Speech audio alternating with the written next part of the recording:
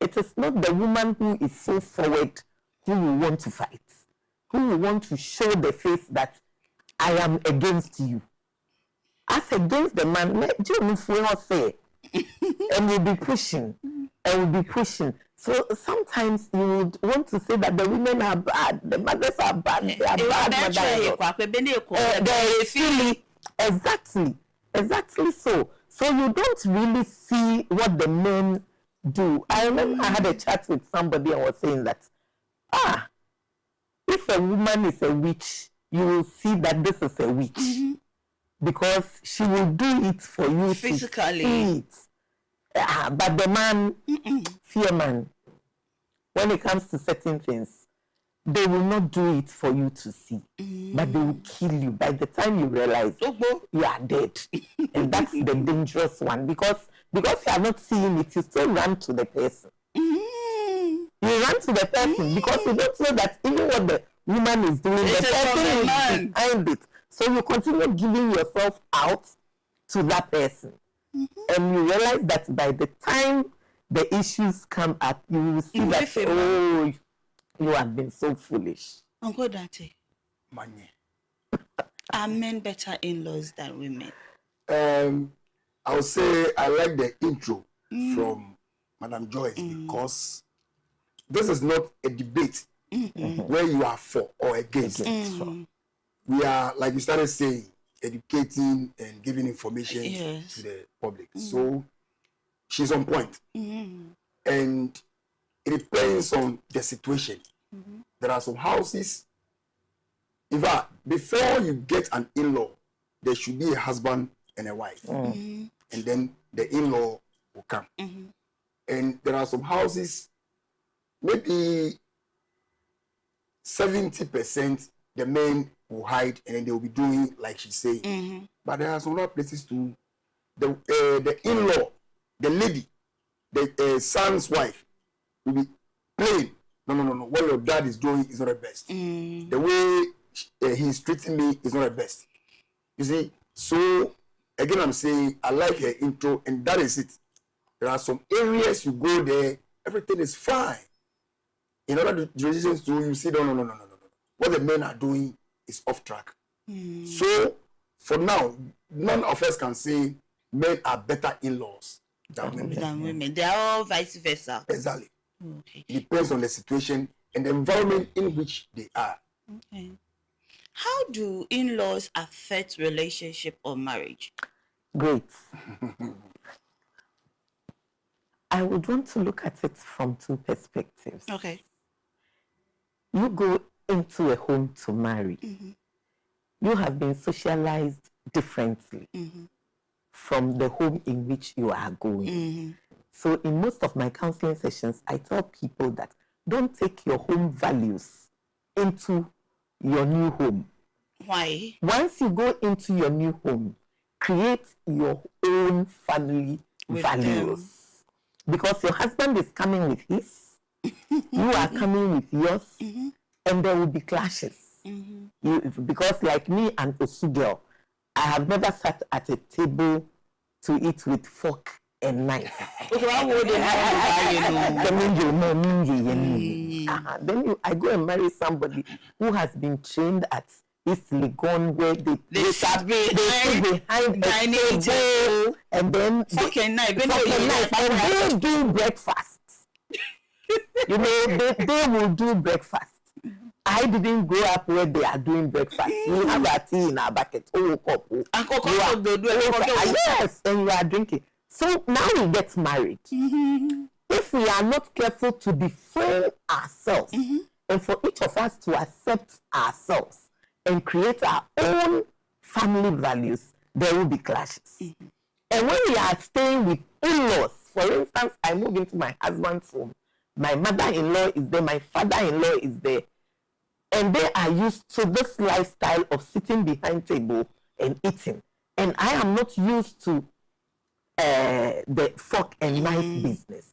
I'm using this because these are petty things that really create problems in marriages. Really? I'm telling you, when you pay a visit to the court and you see the issues that people take there for divorce, trivial issues because people have not been able to define their own family. Auntie Joyce, you just made me gaps. Yeah, you better do. Hey! Yeah. Yes. Like these are one, it's an example, but there are just many others. So like I'm saying, you create your value system.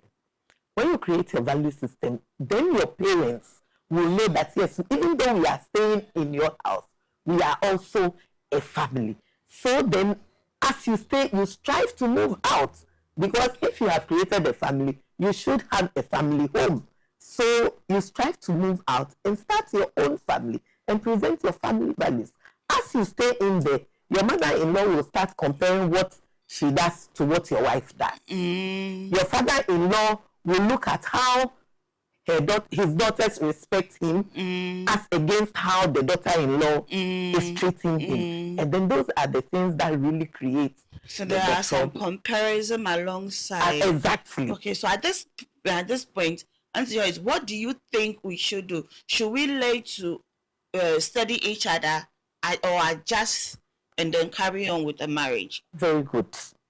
What processes did we go through even before we married? Okay. What is the church's own role in preparing people of persons they want to marry? What is our understanding of dating? When we are dating, what do we do? When we are courting, what do we do? In courting, these are the things that you need to be looking out for. If you have a woman and you don't like it, the person, you cannot change anybody in marriage. So don't think that, oh, this girl, when I pick her from Musu to East Legon, she will stop those things. No, she won't, because that's what she does. So it is learning to compromise. You understand? Learning to accept me for who I am, and me learning to accept you for who you are, and then agreeing to meet each other at a point where we all agree on. Let me give you a simple example. Like I would say that the man will say that, I know that you like putting the cloth around your chest, but please do it in the room, in the bedroom. How do you feel comfortable? But you see, so do it in the room, because we are not used to it. What is love? Love is understanding each other and seeing from each other's point of view, not from your own point of view, but seeing from each other's point of view. And I always underline that. Don't just, if you start looking at things through your own eyes, you are being selfish in marriage. But when you see it from the other person's point of view, then you are one. You see, this is where we will say that 1 + 1 equals 1. Not 1 + 1 is equal to 2. Therefore shall a man leave his family and cleave to the wife. You understand? Yes. So then you come together, you learn each other, you accept who each other is. Things that you can't change, you will learn to compromise. Okay. Yeah. Okay. Uncle Date. Is it good for couples to live in their in-laws' house, a spouse to live in their in-laws' house? Auntie Joy, stop shaking your head. Don't look at me. She even started on that tangent. Yes. But I'll tell it round. The situation where the mother, the father bring you up in a corner by the grace of God. You've gone through better education. And so you are okay with life. You decide to build your own house. Now you have a wife. You don't want your father and mother to be in that same corner. So you like to draw them to your house because you are okay now. They've taken good care of you. They will come in. So like she started saying, and you're also asking me, now, is it good for you to bring in your mother and father into your house? That is where the expression is. They will come, and will there be do's and don'ts? Mommy, don't do this. Daddy, don't do this. No. You are the son. So they will tell you what to do, what not to do. Maybe that will start creating problems. And then you see whether the father is good in-law or the mother is the better one. So, in all situations, the way you start getting into the relationship will also be of help to the mother and the father. The son at a point in time can just close doors. Daddy, where we were from before we got to this place, I'm begging you, let's adjust to situations. This is my wife. I don't know how you started with mommy, but this is my wife. This is what we plan doing. So you are here with us. I want you to enjoy life. The school fees you paid, what we went through, I want you also to enjoy. So just relax and then we all live in harmony. I think it's also good. But you know, most of times say maybe the guy's parents have a very big house. He has his own apartment. Or the lady is coming from a well-to-do family. She also have her own apartment. So the whole family is on one compound, but everyone in the apartment. Is it good for a woman to get married and take the husband to that house? Or is it good for a man to get married and take his wife to go and live, let's say, into the family house? Is it a good thing to do? I will not. Okay, sure. Now, a young lady, by the grace of God, having your new baby, you need an assistant. Before we come to where the baby comes, I think that I want to take it from there. Yes, Auntie Joyce. It's not good, it's not bad. It is how we do it that makes it good or bad. But you see, I would always go for a new couple to live in their own home. You should rent. Privacy. Yes, you should rent. I started by saying that it is important for us to create our own family values because we have different socialization processes. It is very important. The concept of nurturing. You know, we have nature and nurture. Nurturing. How have I been brought up? What are the things that entice me to do something? What are the things that repel me? It's different from my husband. But now we have come together.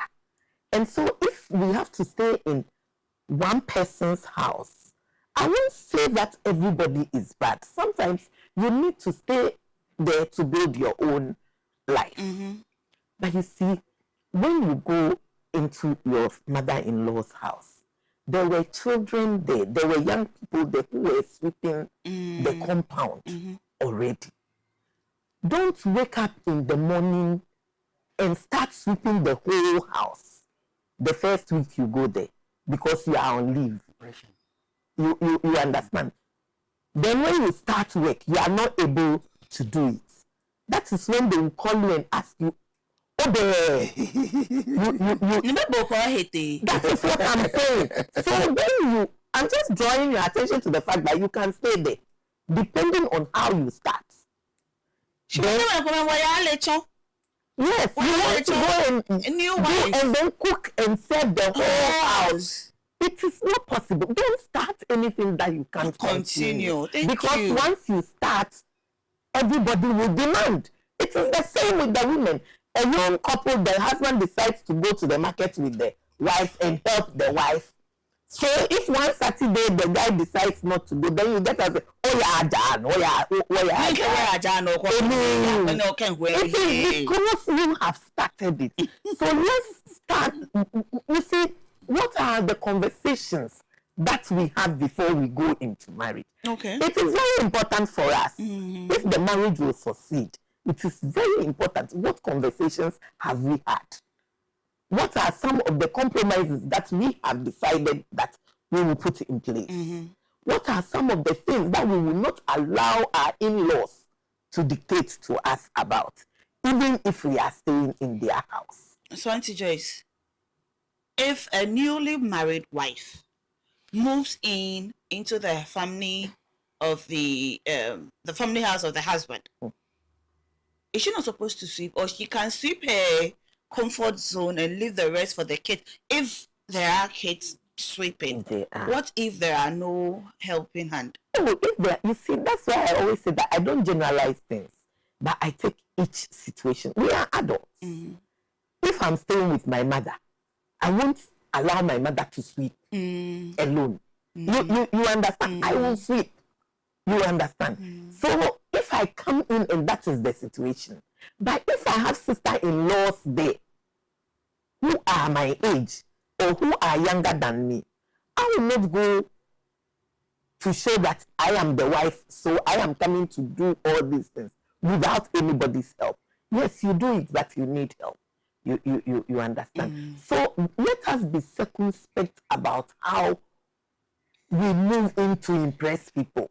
Impressions are not necessary, because will you be able to keep it up? If you can't, don't start. I always say, if you cannot, don't start. It is important. Let us do what we can. Let's seek to please the man who married us. Let the man also seek to please the woman he married. You understand? Yes, please. But unfortunately, the men become their mother's voice. Oh, Charlie. And unfortunately, you don't become your father's girl, because your father is not real. Oh. But just me oh, it's not when many walk from what papa me, we are no more than these girls. But we used to be. Charlie, they be rough. If you just tune in, this is Sadwa TV, and the program is Family Life.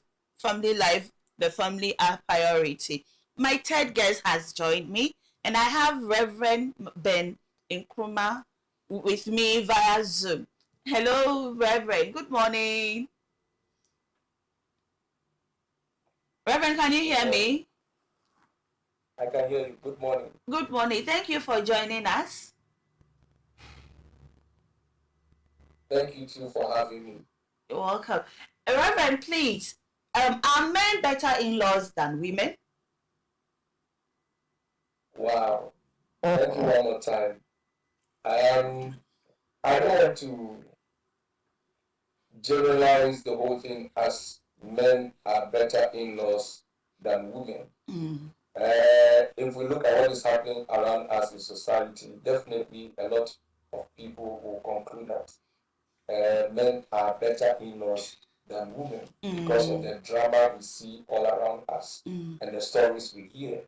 But I believe strongly that it's a thing of character. You know, any in-law who has a very bad character will give his or her children's relationship troubles. So I believe strongly that it's a thing of character and it has nothing to do with men and women. But you know, we are tend to say that men are better than women because of the drama we see around us and the stories we hear. But we also have other men whose character is bad and they can really become problematic when it comes to this whole in-law thing. So I strongly believe that it's a thing of character. And as children of God, we are supposed to put up a good character. If we don't have good characters, we take our character everywhere. But you see, the reason why this whole narrative is being, some believe that men are better in-laws because men naturally are very tolerant. You know, men sometimes are goal-driven. Men sometimes are not too possessive when it comes to that of women. So when they extend that character to their children, they are very, very calm, very reserved. They want to analyze things before they act. So you tend to have people in marriages loving the men who are fathers-in-law more than the women, the mother-in-laws. You know, but I strongly believe that it's a thing of character. And if the person involved, whether it's a woman or a man, has a bad character, then definitely in the marriage you are going to feel the heat. The heat will come to you. Also, in terms of this, what should one do? Being it the woman being the troublesome in-law or the man being the troublesome in-law, what should one do when situation? So if you are in a marriage and you find out that your in-law, whether the woman, the mother-in-law, or the father-in-law is a troublesome one, I would advise Because you see, in marriage, they say that when one goes to marriage, it's not between only you and your spouse. You've married the whole family, you know. And if you find yourself that you are in a particular marriage, that your father or the father of your spouse or the mother of your spouse is very troublesome, you need to handle it with care, handle it with a lot of wisdom. You need to be patient, because two words does not make right, you know.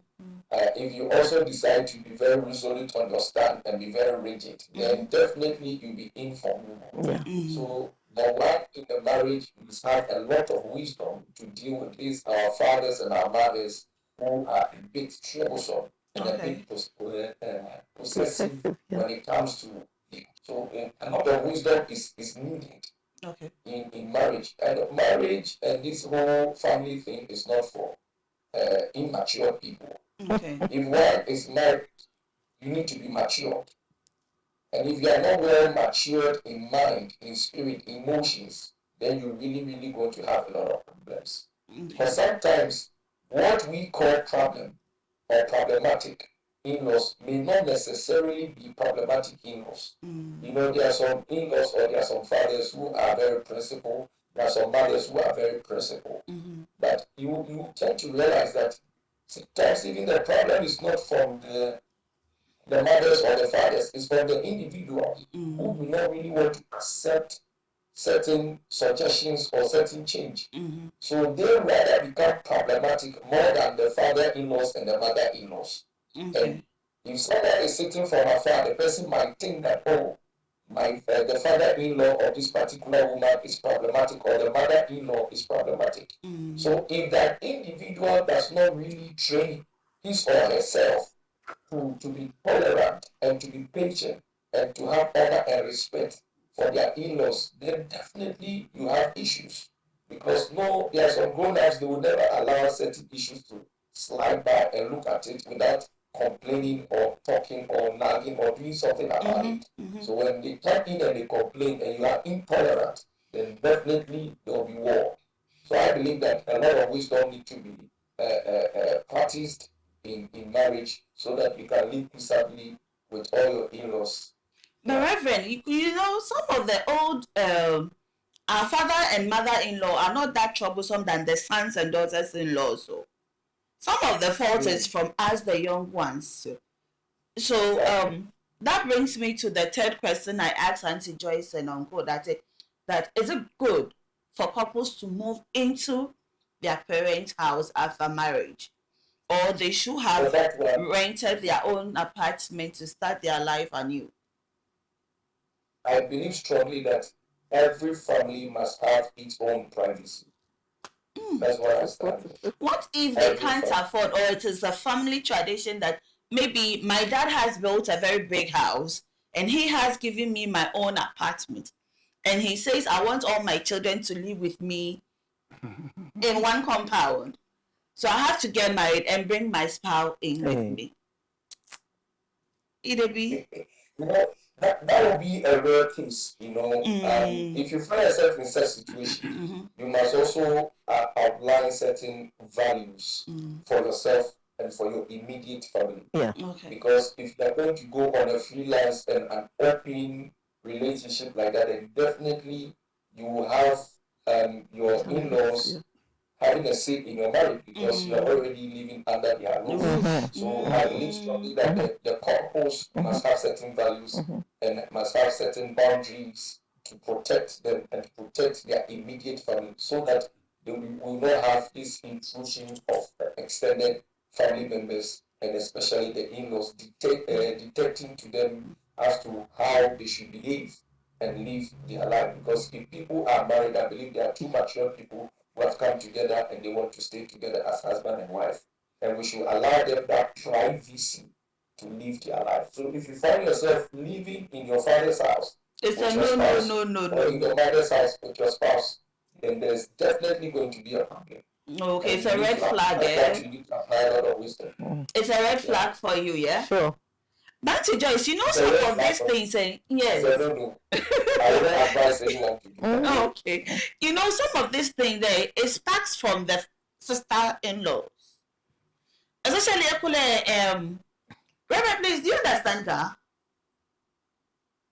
Not too much. A little one. Maybe the sister-in-law was trying to woo the brother to love a friend of hers.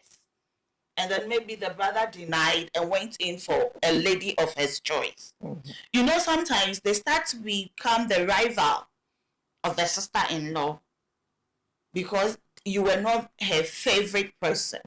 Yeah. So some of this issues starts from the sister-in-laws. Mm-hmm. How do we deal with such a person? Since we are talking about in-laws, how do we deal with such a person? Because it could be the parent-in-laws don't have a problem with their son or daughter-in-law living with them, but that rivalry in the sister is the case. Auntie Joyce, what do we do with that? Well, it is not too hypothetical a situation because it happens. It is you as the individual. You see, marriage is for the family too, because we are Ghanaians. But the two of you decide on what you want. You understand? I don't think that it is appropriate for a sister to dictate to the brother, the woman the brother should marry. And it is the brother's duty to set the record straight, even before the other person comes in. But just you also know that the sister knows the brother more than you, the wife, coming in, because they grew up probably together.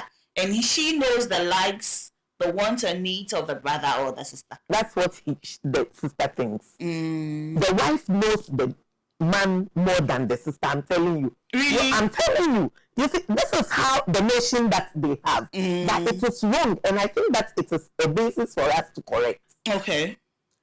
The sister can know the man. Has she ever slept with the man? So you can't say that she knows him more than the wife.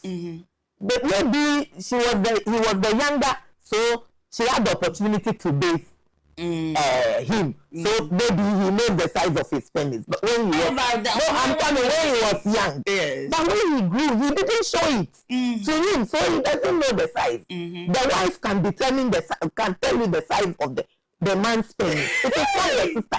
I mean, for me, clearly, let's know that you cannot know your brother more than the wife knows the husband. Okay. When we start on that premise, then the sister-in-law, and it is the man's duty to correct the wife, the sister, that this is my wife. He knows me. He knows what I want. He knows what I need. Yes, when we were young, I needed this, but I said at the beginning, once you marry, develop your family values with your wife, because you are coming from two different places. And those family values you didn't develop with your sister. So your sister does not know. And so your sister cannot know you more than your wife knows you. Maybe he knows you when you were young, but he didn't know you when you were growing up. Okay. Once you started dating, it is the person you are dating who knows you. Yes, there are things that you will tell your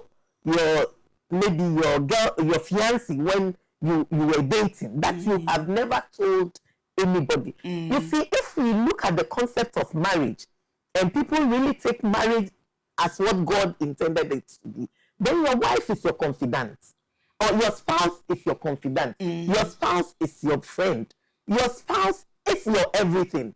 And so how can somebody else know you more than your spouse? It doesn't happen. Okay. So as we do the education, it is good for us to help men to appreciate the fact that they need to remove themselves from the shackles of their sisters and their mothers and so on, and be with their wives. I have said it, that God said the man will leave the mother and father and cleave to the. Why did they say? They didn't say hang. They said cleave.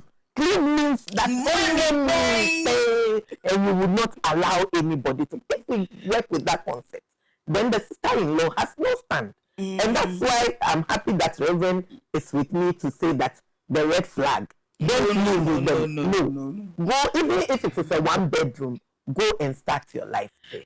Uncle Dati, what will you add to this? The sister trying to bring in a friend to the brother can also create problems. Yeah, sure.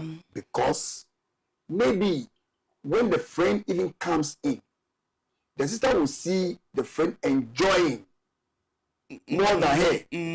Her mindset of bringing the friend in will change. Yes. Yeah. And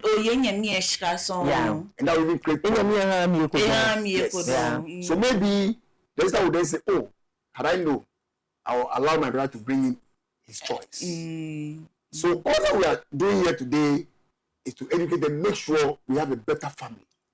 So as much as we are thinking aloud, men, young men, as you are planning to build a family, know the choice you make and you live a better life. You know, there are some families that the in-laws even love their daughters or son-in-law more than their own children. How can we inculcate that? Maybe me for one, I have enjoyed that before. He was not my in-law, he's my ex-boyfriend's father, and I love them so much, and it's been ages.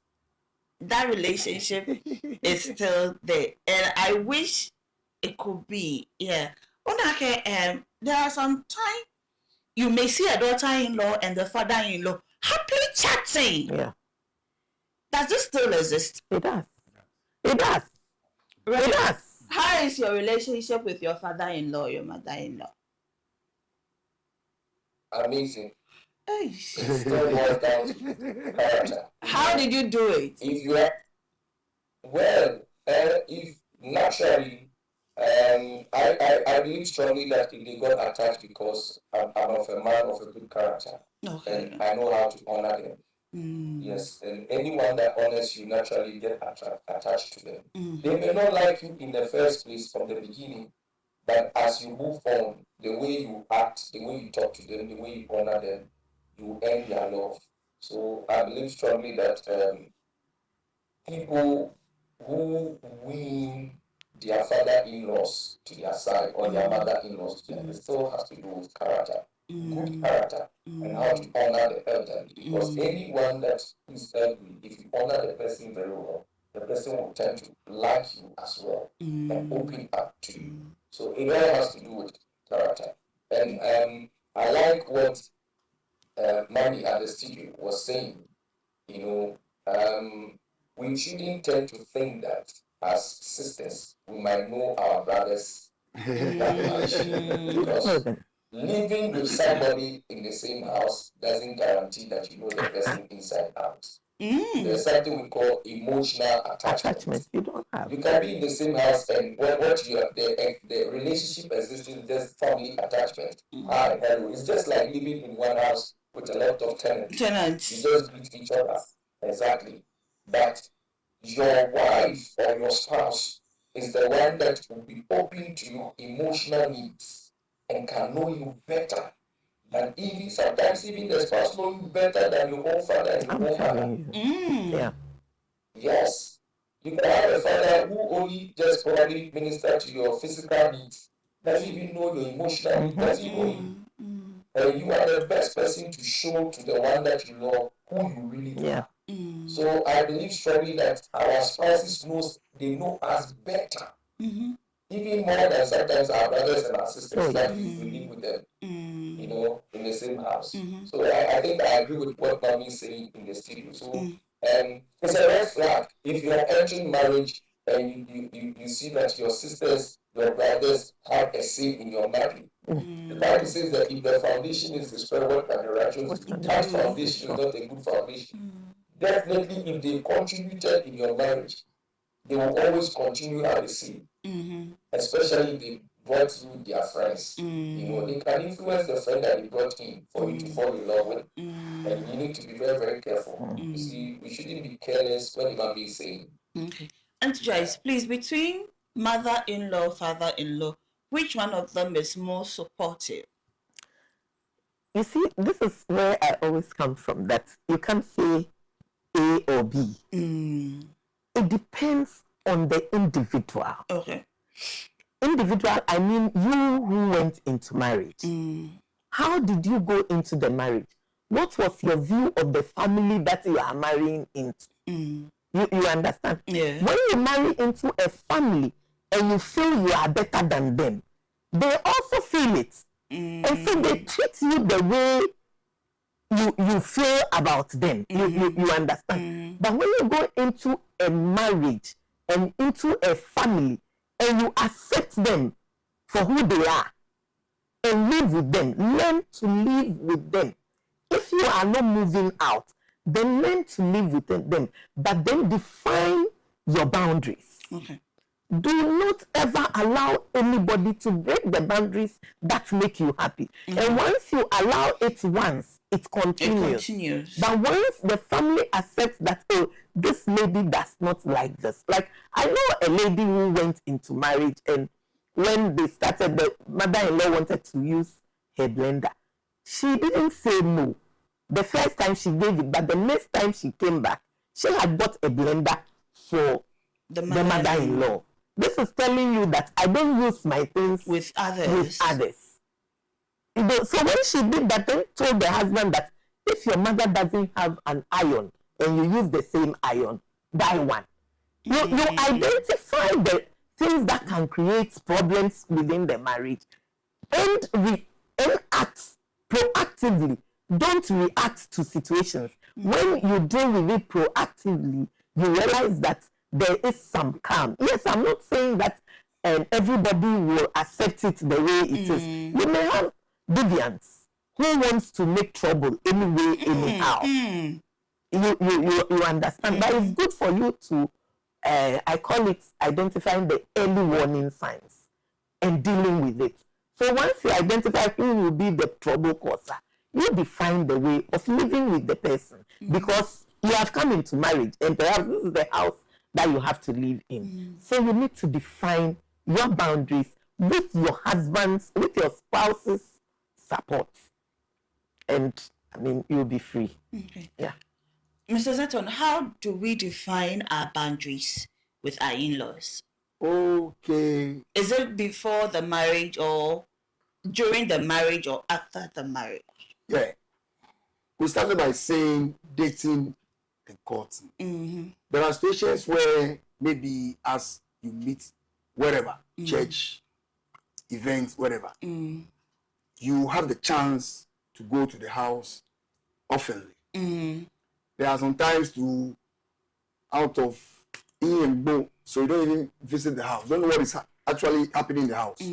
So the moment you talk of marriage and then you get in, it is difficult for you to find the loopholes. Yes.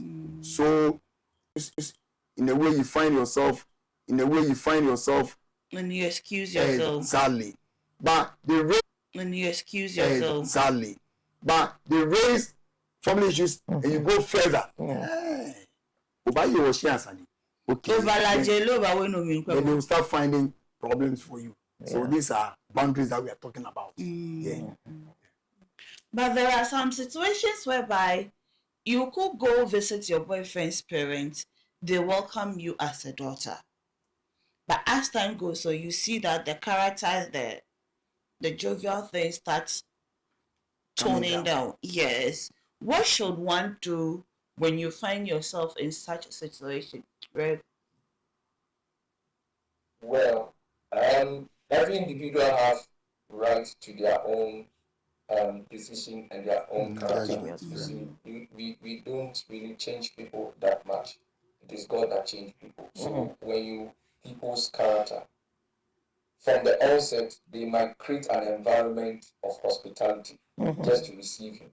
But as time goes on, all individual characters will come to them and they will tell you whether they like this or they don't like this aspect of you. So you going in, you must not go in with an empty head. You must go analyze, evaluate, think how to deal with them. When you have to compromise, you compromise. When you have to stand on your grounds, you stand on your grounds. Because relationship develop over time. You see, time will tell how we can accept each other's differences here and there. So number one, you, the individual, must know yourself. You must know your values. You must know what you stand for. You must know what you can tolerate and what you cannot tolerate. If you don't know yourself, then people will treat you anyhow. All right? And what you cannot continue, you must not start in the first place. So if you know you cannot deal with this over time, then right from the onset, you must find wisdom to curb it or to let people know that this type of feeling, I don't like it. So you must know yourself. You see, a lot of people enter into marriage. Some really want the marriage to the extent that right from the get-go, you want to sacrifice, you want to do everything just to prove that, oh, I'm a good woman, I'm a good one. But definitely that is not who they are truly are. You know, that is not who they, so they tend to pretend a lot. There's a lot of acting going on. Drama. You cannot pretend for a long time. Over time, the true self will show up. The true character. And when people know that this woman, the way she comes to her house, she's fetching water, she's cooking, she has changed. You see, and all of a sudden, that also starts generating issues. So don't let people take you by surprise, and don't also be surprised about people's lifestyle. Understand that people will always continue to be humans. You cannot change people. Create a vast room for different type of characters and behaviors, so that you are not taken by surprise, you are not shocked. Right? If you have that kind of mindset, then you know how to become very tolerant and how to deal with people's character when people change. You know, people change when mood changes. There are some people, when the weather even becomes cold, the character changes, the way they talk changes. And if you have a big capacity to handle human behavior and human character, you always wonder why are people behaving the way they are behaving. So I believe strongly that every individual, you must always daily educate yourself when it comes to relationship. Okay. So that you are not taking surprise. No. All right. And I want to add to certain boundaries. Setting boundaries for yourself. Know your own values. Okay. Your values you start. Yeah. There are some values you hold, there are some philosophies you hold to, they will never hold water. Some of us hold strange philosophies. Yeah. Like for instance, there was a man that I knew, one of his philosophies that as for man, his food is fufu. So all the time the wife has to be pounding fufu. The wife has to be pounding fufu. And you know, this is it's a very bad philosophy. You understand me? And yes, there is encountering a man with such mindset. The wife has a lot of work to do. All right? You must know that this husband has developed this philosophy for a long time. He's emotionally attached to it. It has become his character. It will not take one day to break it. So a wife of such a person must develop a lot of wisdom, a lot of education, a lot of love, in order to win the husband over and break that kind of limitation. As for man, his food is fufu. But if the wife begins to fight it from the get-go, then definitely there's going to be trouble. Because it's a character the man has developed, and the man cannot change within a twinkling of an eye. It will take some time. So a lot of wisdom, you know, right from the get-go, you must know, this one I don't like. But can I change it immediately, or I should apply wisdom? Because there are certain things, if you try to change it immediately, you will break the person's emotion and there'll be troubles. So a lot of wisdom must go in great capacity from various types of behaviors and characters, so that you are not taking by surprise. Yeah. Thank you very much. The program still continues. This is Family Life right here on Adwa TV, kindly brought to you by the Men Fellowship of the Anglican Church. I'll go for a quick commercial break. Please stay tuned. I'll be right back.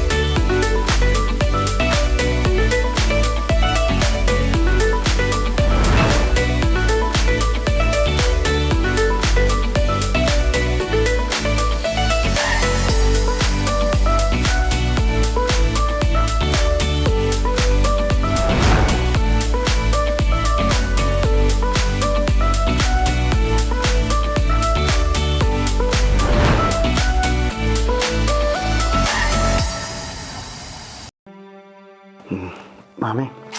What for? Fat. And almost a better be drawn on your brain. To me, if you watch me, remember. Bye bye. Okay, bye bye. Mama, what to say? Of when I'm young, no way. Now, of our bay, we didn't so go better. You better be drawn wash. Offer. Dr. Wayne and Pessa, you could try to share.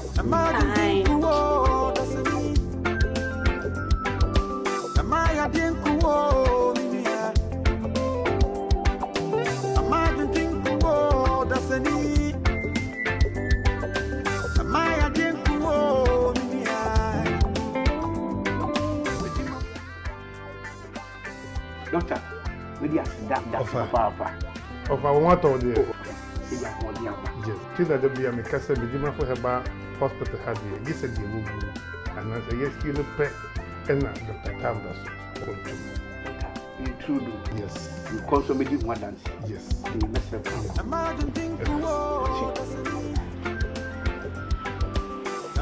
The Dima for Heba Hospital. Aha! Let me feel brochure Benyama Yarisa. Hey, I didn't some cry. Dr. Tambas. I just salute you. Let that was it. Hey! Hwehwɛ medima for Heba Hospital. Ewo Kumase, Ebuakwa Maku, and Kransopokra Semayra. Through Dr. Tamda 0244 774 282 and 0500 7272 15. Dr. Sebra, now Yari, what a tad better soon. Wake up at the brighter side of life. Something to spark up your day. There's a beautiful morning, bright and shining. You need something to spark up your day. Of Sant Coco Pretty. Where ya cocoa? Of Sant Coco Pretty. Where ya kasa ya prekese? Of Sant Coco Pretty. Dawa ya diemwa. Of Sant Coco Pretty. Where ya pomude ya hotoso. Of Sant Coco Pretty. Supporting immune system. So pedudu etua. Shisha Organic Hills our Dansoman Exhibition Bus Stop. For 0244 383817. Kumasenso Yawasa Fuleba. Huma Filling Station in Chempe. Tamale Teshegu Road. Anglican Church no opposite wa. Ya yedim. FD aji edwedie nkratu yi atum.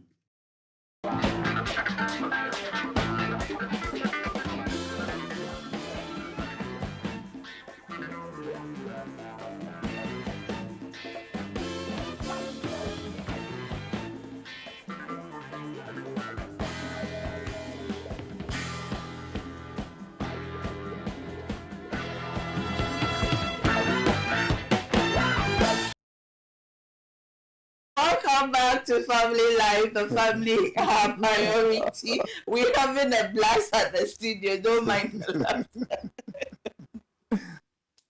This is Ada TV, the station in the heart of Accra on the John Atta Mills High Street. And the topic for discussion of today's program is, are men better in-laws than women? And I have Reverend Ben Nkrumah with us, joining us via Zoom. I have Auntie Dr. Joyce Steiner. Hey, this also lady will not kill me here. And I also have Uncle Odate Exile. Today, Zeton, the bluff bear, what no blood, okay, Charlie, you can't. The only one I can mention by heart without even thinking of biting, I think it's Reverend Nkrumah's name. So simple, Benjamin Nkrumah. Alright. Am I lying? Your name is simple, easy to pronounce, but the Steiner and the Zet. Hey, okay, Vet. Wow. The topic today is, are men better in-laws than women? And then it's a controversial topic, but we are still trying to dissect, bisect, and then inform and entertain you at the same time. My name still remains Naa Oforiwaa Pels. Noko bold, Noko black beauty, Noko dark and lovely. Auntie Joyce. How do I even say this? Do women tend to be more emotionally attached intelligent and empathetic towards their in-laws? Okay, great question. Every individual has the physical attachment, has the emotional attachment, has the spiritual attachment, and has the social attachment. Oh, okay. It depends on the individual. Okay. Mostly women are emotional. Oh, yes. Oh, mostly women are emotional, and that's why sometimes you realize that we take things a bit too extreme. And then to the woman, we are intuitive. Okay. And the men are logical. For a man, if I am going this way and something is not working, what is not working? I will show you what is not working. But a woman, oh, why is it? I feel like our intuition, and that is why God made us like that, so that my intuition and your logic will make sense to us. Oh, so God intentionally made us to listen to our instincts. Of course. Oh, okay. Our intuition, and then the man so logical and so reasonable, and that is why sometimes they say that some women don't know maths. It is not a question of you don't know maths. Maths is a logical thing. You understand, and we tend to be more intuitive, and so you see that women do a lot of qualitative studies, reading, and so on, because of our makeup. And that's one, you can't take anything away from us. That is not to say that the man hasn't got a level of emotion or a level of intuition. The man also has, but it depends on the levels. You get it. And the woman tends to look beyond what he's seeing. That's why a woman can say 1 + 1 is 3. And when you ask the person why, the person can tell you that, oh, I know that when we marry, I have 2 children. I'm just giving you simple examples. But the man will not say that. The man will wait to make sure that we have started. So now I can talk about it. You get it. But that is the beauty of marriage. It is bringing it together to make it strong. My side, your side, we all have strengths, we all have weaknesses. What is my strength? How can my strength help you to overcome your weakness? How can your strength help me to overcome my weakness? But then that is where communication comes in. Communication is an essential ingredient in marriage, and especially in dealing with in-laws. How do you package your communication to the extent that the person will not feel insulted? Sometimes when we are talking about in-laws, we just tend to think that it is the mother and father-in-laws, but not the spouse who is also creating the problem. So if there should be a balance, we need to look at it. What is it that I'm doing that is making somebody treat me like that? Self-introspection in marriage is very important. See, if I have issues with my father-in-law, I have with my mother-in-law, I have with my sister-in-law. Automatically.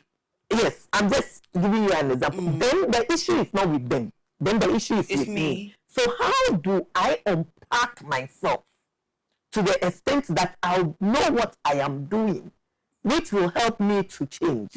But you see, when I ask you to tell me your strengths, it is easy. Oh, I'm hardworking. I'm this and that. When I ask you to tell me your weakness, oh, Mikra, which one is my weakness? Nobody is quick to know their weaknesses. But if I ask you to tell me the weakness of your mother-in-law, you will tell me, she doesn't troublesome. She talks about everything.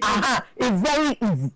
I'm just drawing your attention to this, that sometimes in marriage, we need self-introspection. Sometimes it's good for us to retreat and find out what is it that I'm doing that is contributing to this in-law crisis that I am having.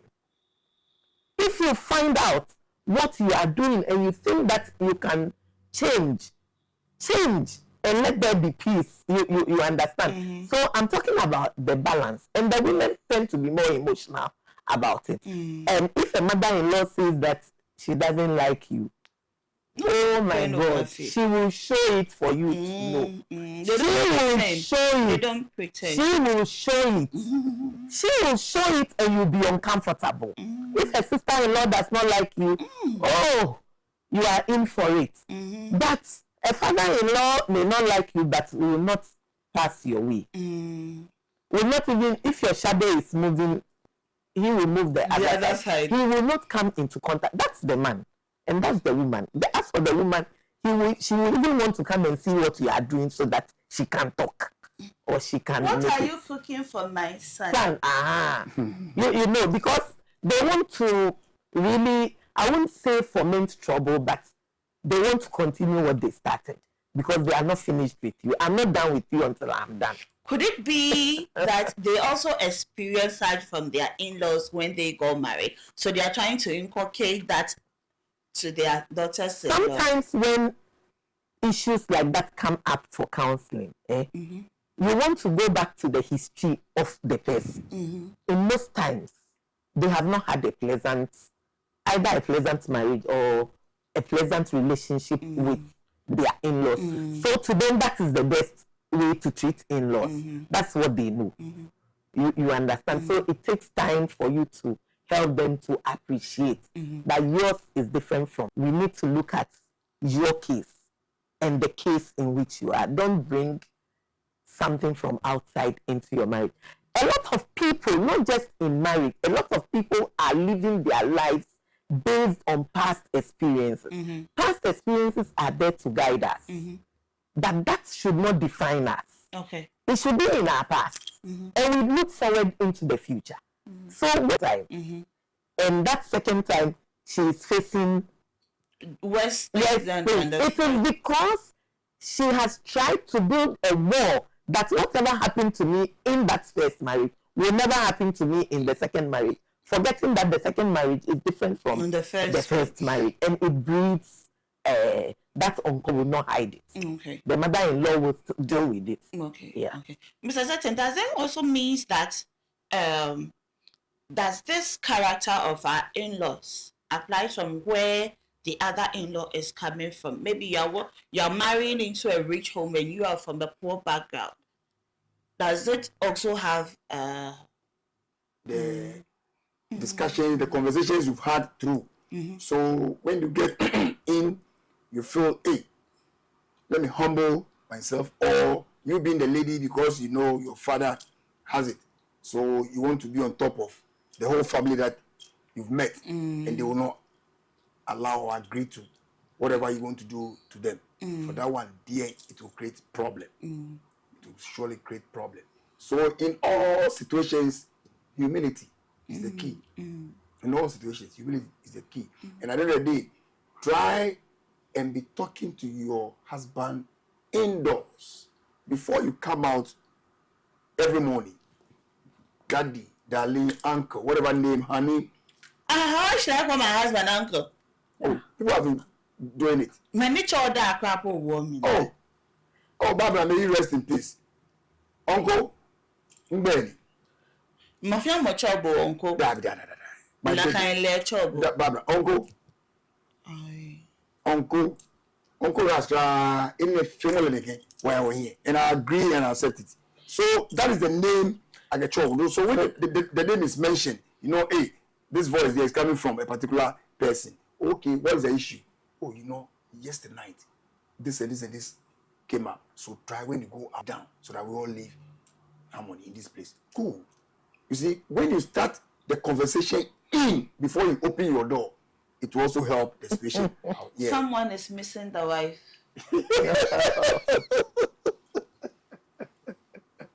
Someone is missing the wife. I see. Let's go. I think Osofu wants to say. Please, you have any submission to add? Do you think the characters of our in-laws depends from where the other in-law is coming from? Being that the son-in-law is from a poor background or the daughter-in-law is from a poor background. Do you think these kind of reactions or actions from our in-laws come from that side, that point of view? Yes, that one also plays a role. Yes, there are some people when they develop wealth over time, they get so much attached to their wealth. So if an intruder, they see the person as an intruder. Yes, sure. Meanwhile, the person is your in-law. Because they feel that, oh, we built this over time and we don't want anyone to come in. There are people who think like that. So definitely they build these strong barriers and they become a bit hostile to their in-laws, you know, and their children, because they feel that, oh, we built a name for the family and we don't want anybody to come and benefit and reap where they have not sown. It's a mindset. It's a mindset because if we carry such mindset, it will definitely affect your character. That may not be who you are, but because of that mindset, you tend to behave in a certain way and you become hostile to people unnecessarily. And there are people too who also respond if you are hostile to them. And that is where it brings a lot of issues and a lot of problems. So both the children, the spouse, the father-in-law, and the mother-in-law, everyone in the family must be guided on how they think about each other. Respect people, whoever they are, wherever they come from, so long as there is that unity and bond that they love they love each other and they've come together as husband and wife, and you have agreed to it. You learn how to respect who they are and where they are coming from and their background. We all don't just get up one day and become who we are. We've all been through things before. Sure. So if by God's grace you have attained this status, don't relish it on the face of someone who is also probably in the limelight of trying to come up, you know. So I think that is a kind of ideology and mindset that people tend to do, and it creates a lot of problems. It really creates a lot of problems. There are others who that will not stop them from being who they are. Definitely, as we go on with this narrative, we need to understand that the whole issue has to do with character. I know there are people who are very, very rich, but they will never rubbish their riches. No. They put their riches aside and become who they are. They are very loving, very accommodative, and very, very friendly. There are people like that. And there are others too, they feel, what I have struggled to get, I must protect it at all costs. Believe you me, even sometimes they do it against their own children. All right? Yeah, they become hostile to their own children. Because they feel that, no, you must also suffer to get to where I got to. You understand what I'm saying? So it has to do with our individual preferences and individual character. And we must all be guided in these things. Some of these things are the causes of this whole drama when it comes to in-laws and spouses. Yeah. Yeah, I want to add something Joyce. to it. We are talking about wealth, but let's not forget about issues of tribalism and ethnicity. I'm a Ghana girl. I've gone to marry a Northerner, and and so my tribe tends to look down on them, or an Ashanti married to an Ewe or a Gan, and this thing is a big factor in marriage. It is creating problems in marriage because somebody says, "Oh, Penny, I say you." You know,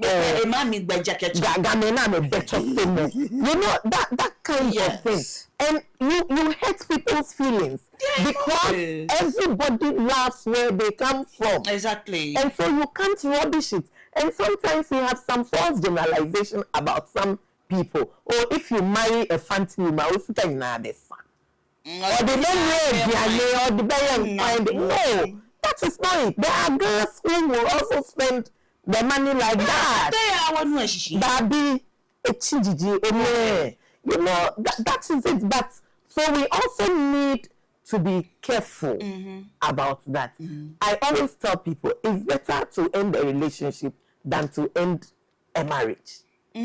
That is why courting is important. As you court, see the things that you can't.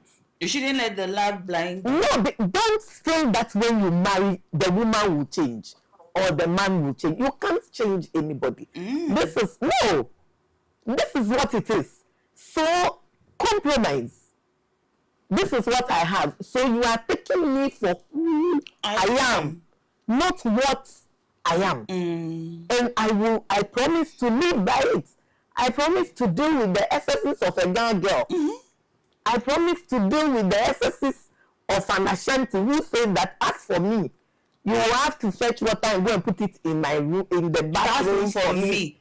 As for me, I will have to sit down for you to come and set the table, for you to bring water for me to wash my hands.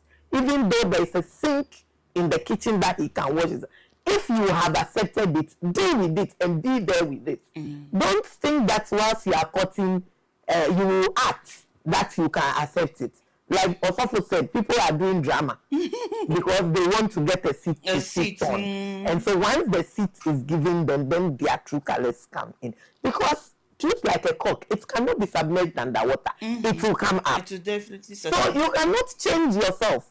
It will come up. How can you continue doing drama when nobody is watching? So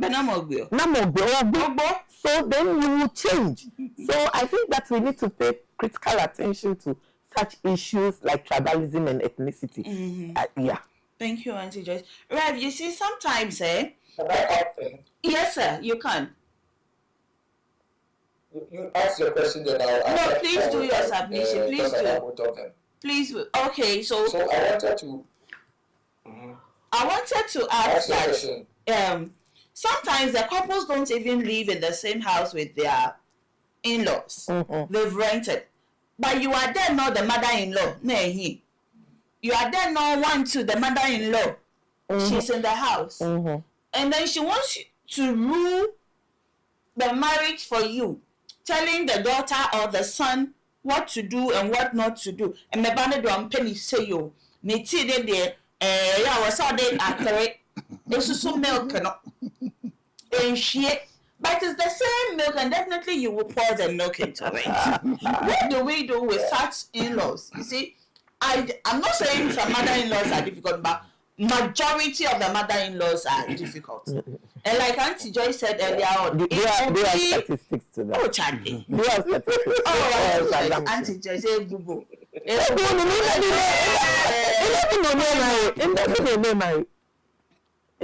so. Oh, investment. You see, most of the mother-in-laws, we see it in the movies. They are very difficult, extremely difficult. So please, how do we also try to talk to our husbands or our wives to tell their mothers to limit their visitation to our house? Yes, boundaries. The couples must really play a very strong role when it comes to issues like this. If you are a man, set the boundaries for your immediate family. If you are a woman, set the boundaries for your immediate family. Because if you open the floodgates and anybody can just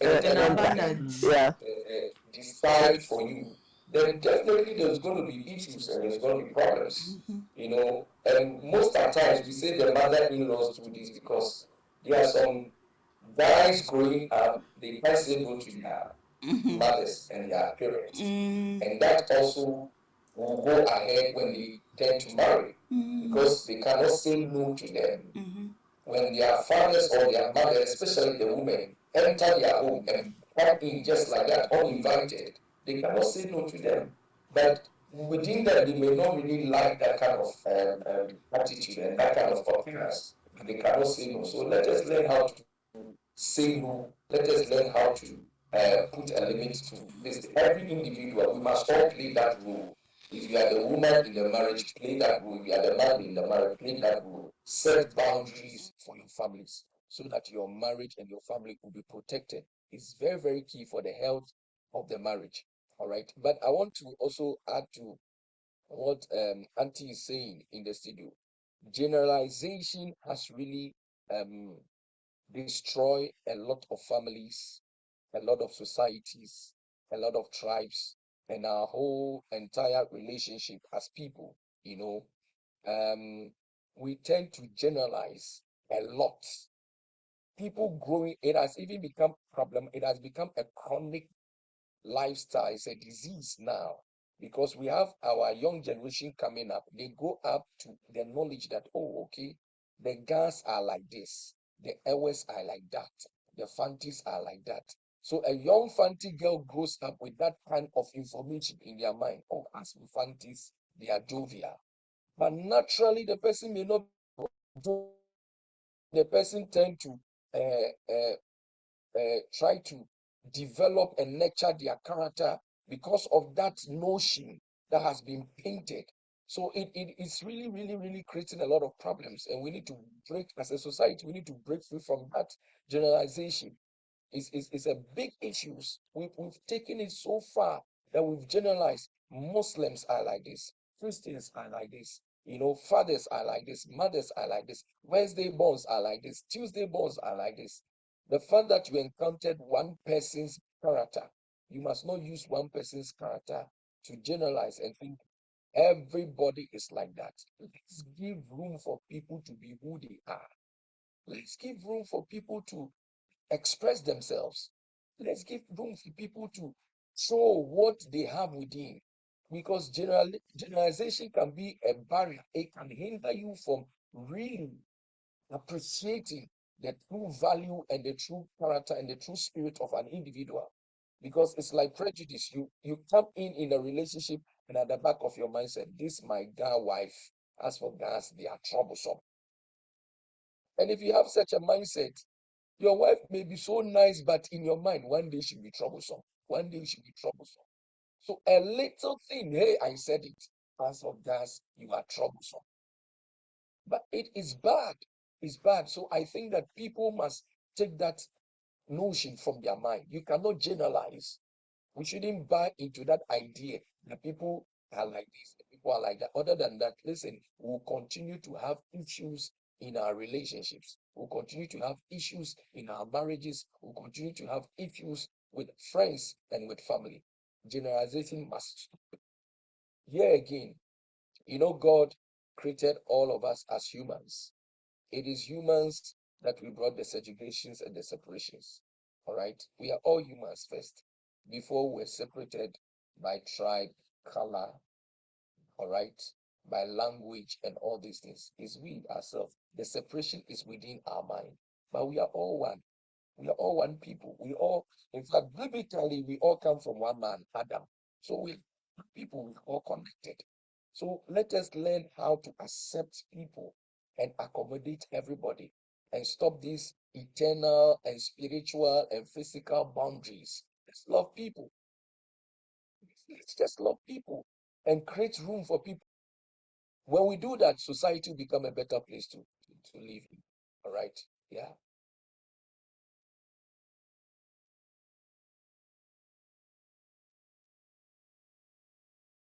Between a mother-in-law and a father-in-law, who happens to be the more caring amongst them? Wow. Where the trouble comes from, the same place, you see. Okay.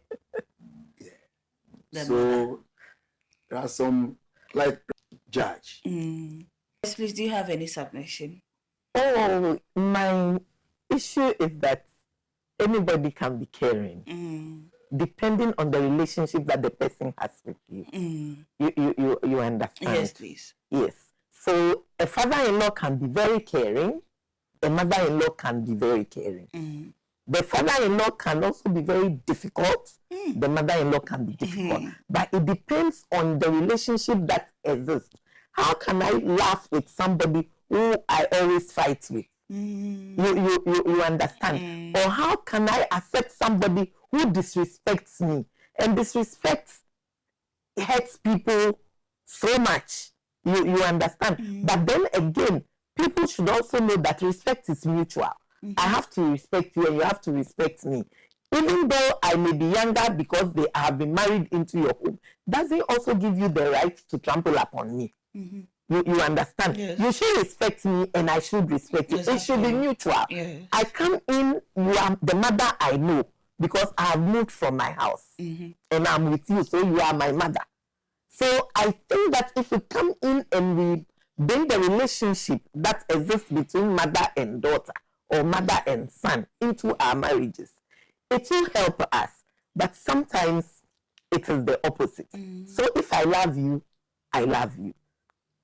If I don't have to disrespect you, let's respect each other and let's create a nice family home for ourselves and our children. Yes. Papa, please, are men typically straightforward and specific when it comes to how do I even say this? Our father-in-laws or son-in-laws typically or specifically straightforward when it comes to dealing with their in-laws? That question is petty. It's on the individual, as we keep on saying. All right, but there's a saying that women think with their hearts, men think with their head. So, that's it. Men are very logical. So, but I believe that it goes beyond that because it has to do with temperament and individual character as well. So, a group of men can be straightforward and be very directive. There are some men too that can really behave like women, and they will whine around before they will come to the situation. So it has to do with that individual preferences and individual character. All right, we cannot generalize that all men are straightforward. I guess that you mentioned temperament, but I will talk about personality. Auntie Joyce, why? It is not the temperament of the person that makes the person. It is the persona of the person that makes the person. What you believe in, your emotionals, your temperament is part of your personality, your worldview, and your socialization process. So it makes you a complete person. You understand? And a complete person works according to the completeness of his person. Okay. You understand? Yes. Like somebody will say, oh, this person is so quarrelsome. You understand? But you know the person. You don't know the person. It is maybe the way the person has been socialized. So even if the person is chatting with you, you think, and somebody is standing out, you think that the person is quarreling. But that's what the person is made of. In the ocean is beating. And so they have to speak out loud for people to hear. So when I'm in the room with my husband and I'm talking and my mother-in-law is standing out, and I said, I would have been UK, but insulting the husband. But perhaps we are just chatting. You understand? So it is the persona, the makeup of the individual that determines what the individual does. And it is important that as we live together, we learn each other and deal with each other. You understand? Yes, I tell people that somebody like me, when I thrive in conflict, so when you don't give it to me, then you just clip my wings. You understand? So then I will be okay. But when you bring conflicts, I am good at that. So you don't do that. So you are with me, you know me. So knowledge of each other and the person's personality deals with us in marriage. And once we understand each other and there's mutual respect, this issue of caring and loving comes. It is mutual. If you love me, I love you. If you care for me, I care for you. You understand, and then it will be fine. Okay. So at the end of the day, it is the individual's character. Okay. Can men provide? Also, let us make room. Let us make room for growth. As a people.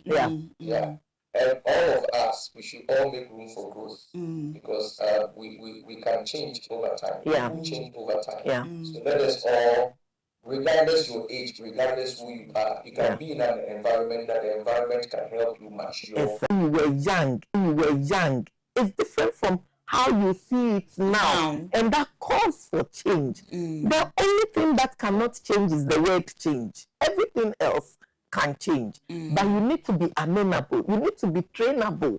And you need to make yourself, for change to happen, there should be a level of vulnerability. You need to be vulnerable. Accept that I'm vulnerable. And then you will help yourself to change. And at the beginning of marriage, if we have to set our family values. I think that we need to create room for occasional dialoguing, occasional communication, and asking ourselves what went wrong at each point. And then as we chat, we give ourselves the opportunity to grow.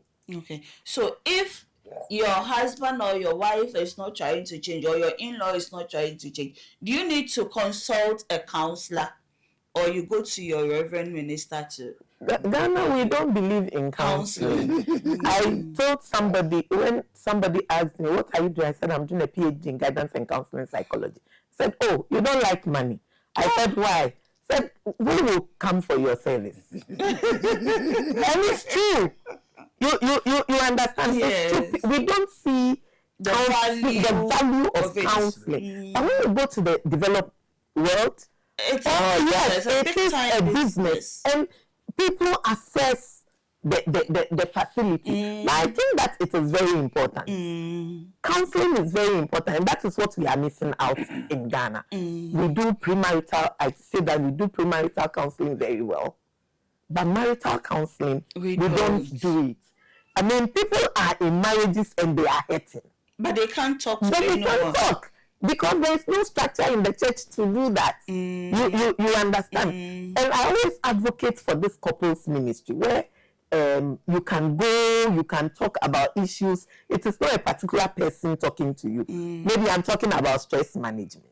How do you manage stress in your family? Somebody can ask you a question and you will solve a problem for that person. I think that it is one of the things that the church should consider marital counseling. We shouldn't wait for divorce to do post-marital and help people to cope with divorce or remarriage. We need to do marital counseling, and that will open the way for change. It is very important.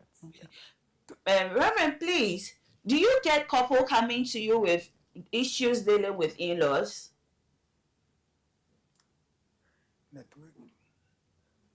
Reverend, can you hear me? No. Network.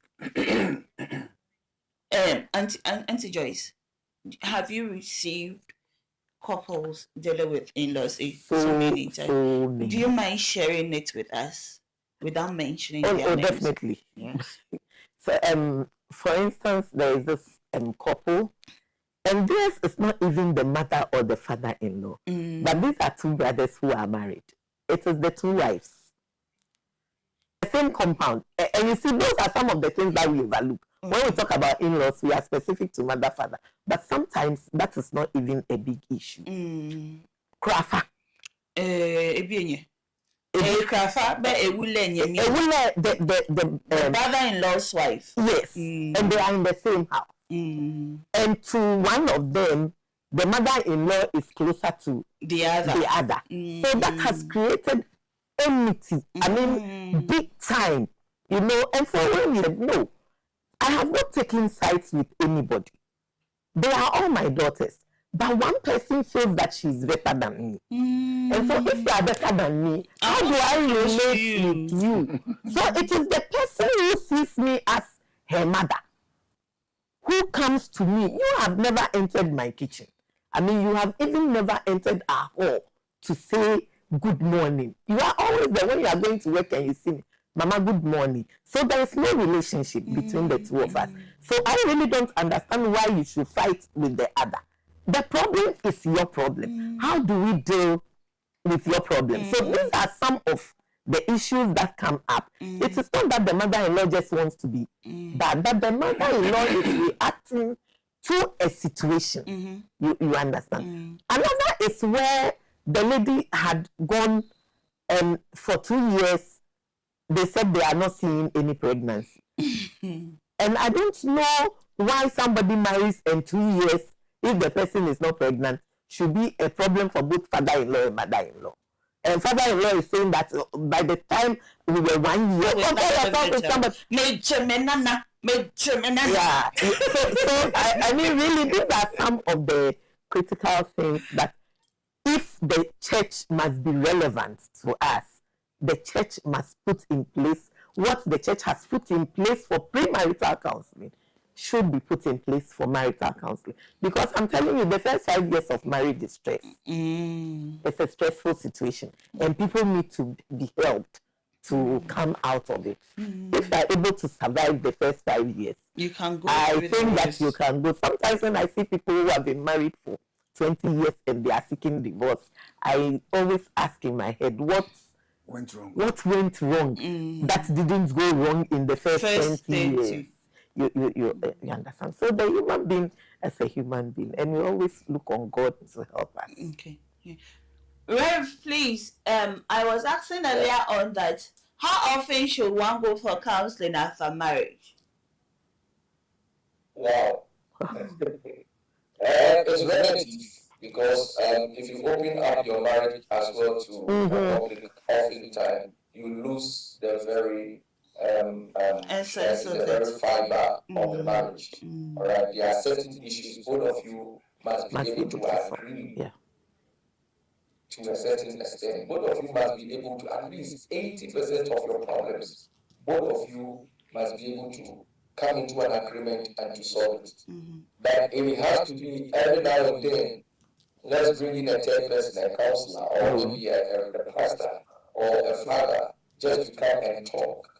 Then gradually, the fibers that make the marriage strong will begin to be loosened up and to be broken up. And with time, you realize that there will be issues. And anytime there are issues, there will be referrals, you know, and you went to send this to like a counselor, you know. So let us try that within the context of our marriage, 80% of our issues should be solved within ourselves. The one that is beyond us, then we bring in a counselor or a pastor. If you are bringing a counselor or a pastor, you must also be very, very careful. Because some counselors themselves need counseling. Every counselor you need to be very careful who you bring in, and you need to make sure the person is a professional and you really trust that source when you are going for that advice. Because other than that, you create more problems for yourself than really solving the issue at hand. I just want to add on to say that you in marriage you don't have a counseling schedule that you have to see a counselor every time. I was talking about marital counseling within the church circles, where the church identifies issues in marriage and have regular seminars, have regular seminars. Yes, so that people will build their marriage. Yes, Family Life will be having theirs soon, so we invite you all. You know, can I also add that to that? Yes, Daddy. From the Christian perspective, if you both of you are couples and you go to church, I believe strongly that there are most issues in marriages to be addressed by the messages that come from the depending on the messages. Depending on the messages, exactly. Because some of the messages, in fact, not the entirety of the message, but sections of the messages, the Spirit of God can use sections of the messages that come from the altar just to speak to you and to speak to certain issues that is going on in the marriage. Both parties must become very, very sensitive. I believe that is the ministry of the Holy Spirit, and that's what it does. So when we become more receptive and open up to good messages that come from our pastors, from the altars, it can also help us to solve issues without even opening up to a counselor or a pastor. But if we are so rigid on our stand, and we don't have this mindset that let's be accommodative and have an open mind, then trust me, you can sit before a counselor. The counselor can tell you all the technicalities, all the ideas, and all the information. You will never take anything home. So let us have that mindset of ever learning mindset and open up. Like what the Bible says, let this mind be in you, which was also in Christ Jesus. Jesus came, fulfilled his assignment, lived with people, had a relationship with both the young and old because of a certain mindset he had. His mindset was to win. So if you have a mindset that my marriage must work, I must have a healthy family, mindset should be you are to become a better person. And to employ everything that you need, every tool, every materials that you need to make that family a healthy one. It's a mindset. But if your mindset is narrow, you don't give room for anything. You don't give room for advice. You don't give room for people's suggestions and opinions. It is me, myself, and I. You will definitely have problems. A counselor cannot change you. A pastor can. You see, no one changes anybody. It is God that changes people. No. It is God that uses people to give us the information. If you are not ready to change, then the Archbishop cannot even change you. It is counseling, it is message. Let us have an open mindset and be ready to grow. Yeah. Okay. Mommy, Auntie Joyce, please, your final submission before we go. Marriage is an empty pot of water. Okay. We will put the ingredients in it to make it sweet. Okay. Or to make it sour. It depends on the kind of ingredients that you put in the marriage, in the pot of soup, and the fish that you choose, and the meat that you choose, that will make it rich. And once you are doing it for yourself, you want to get the best. So let's all know that it is our individual efforts. And because in Africa, we don't marry as individuals, but we marry family. It is our family efforts that will make the marriage what we have. Okay. Let's not forget, let's define our own family values. Okay. Thank you. Okay. Mr. Zeton. Yeah. What else will I say after this sweet meal that she's trying to prepare? But I will say, today is Ghana Homewo, and we are here with you. Talking about family life. We started way back. Yes. You used to come to locations and blah, blah, blah. I want to challenge Adwa TV that this very topic that we are discussing, the next awards night, Adwa should take that of family life or marriage area. You should have an award for it. Okay. I'm saying this because from all the discussions that we've done, try and pick it up and push it high so that we'll be affecting lives. Okay.